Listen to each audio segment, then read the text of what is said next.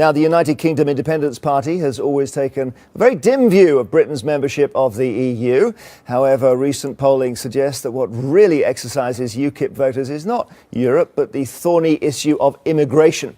UKIP has seen a surge in support recently, and its leader Nigel Farage has been marketing his party as if it were, in the words of one commentator, a Thatcher-era tribute band. Let's see if he takes that as a compliment. Good morning. Good morning. Is it a compliment or not? Well, one thing for certain, whether you agree with Thatcher or not, at least that was a period of time when we had politics of conviction.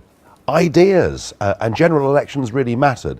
And now what do we have? We have leaders of the so-called main parties, none of whom have ever had a job, lived in the real world, and it's very difficult on the really big issues to tell them apart. So I'll take it more as a compliment than an insult. We haven't had the Cameron speech on the EU yet, which is much trailed, but we're told there's going to be an in-out vote on Europe, and if there is, that's your job done, isn't it? Well, I think the first thing to say is, that 10 years ago, you couldn't even discuss the question of leaving the European Union in polite society. I mean, it was considered completely beyond the pale to even talk about it. So the very fact that a British Prime Minister is making a speech on this issue is actually a tribute to the thousands of people that have worked and helped get UKIP established as a political party. Sure, but job done then, for you lot? No, job done is when, firstly, we become an independent, self-governing nation, and secondly, when we start to put into practice the things the British economy needs and the British people need for us to be a proper 21st century country engaged with the world and not just with Europe. Are we clear on what in-out means? Because you've always said you can ask that question,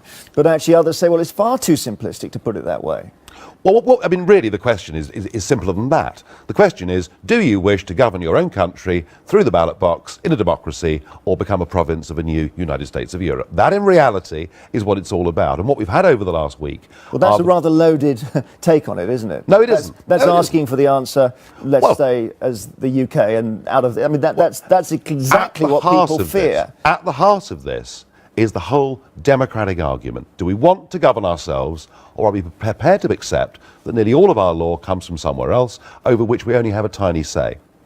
If we leave, we lose the trade, people say. We lose the numbers. OK, now, the numbers go on forever in this debate, but it's clear we do an absolutely huge amount of trade with the EU, and we do less. Yeah, I mean, look, the EU is an important marketplace. Something like 40% of our overseas trade goes to European Union countries. That is true. That figure, by the way, declines every year as the EU itself becomes a smaller part of the global economy. But we want to go on doing business with the EU, and we will go on doing business with the EU. But they might not want it on the same terms. Do you know, they definitely won't. The last year, for which we have full trade figures, show that the EU sold us nearly £46 billion worth of goods more than we sold them. There is no prospect of Mercedes and Volkswagen not wishing to sell their cars in this country because we're not part of a political union. What about the criticism that as soon as you say we're having the big referendum, the in-out referendum, you leave the question hanging in the air, creates uncertainty, people don't invest, you already get into a slippery slope? Well, there's uncertainty staying in the EU. I mean, goodness knows what new legislation they're going to come up with over financial services, over the environment, which is already damaging British manufacturing. So the world's uncertain whatever you do.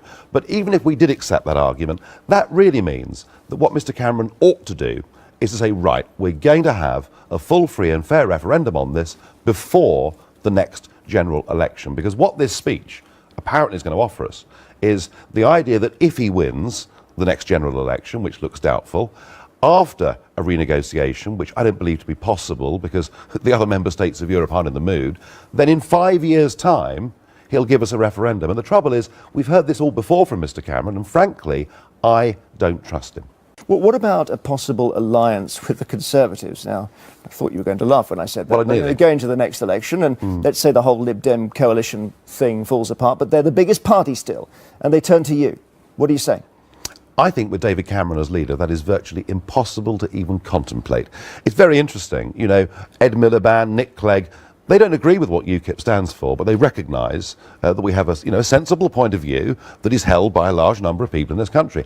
Mr. Cameron, whenever he's asked about UKIP, just throws abuse at us and calls us nutters and closet racists. And so I don't think there's any prospect of us doing a deal with the Conservative Party with Mr Cameron in charge. OK, on a national level, no, but local deals, maybe moving aside when you like the cut of a particular Conservative candidate? It may happen, but it's not my priority. My priority is not to take UKIP backwards, it's to take UKIP forwards. And as your introduction said, people support us not just because of where we stand on Europe, but where we stand on open door immigration, where we stand on wind farms springing up all over this country, where we stand on attitudes towards small business. There are lots of reasons why people go out and vote UKIP, and my job is to push this party forwards, not drag it back. Nigel Farage, thank you for joining us.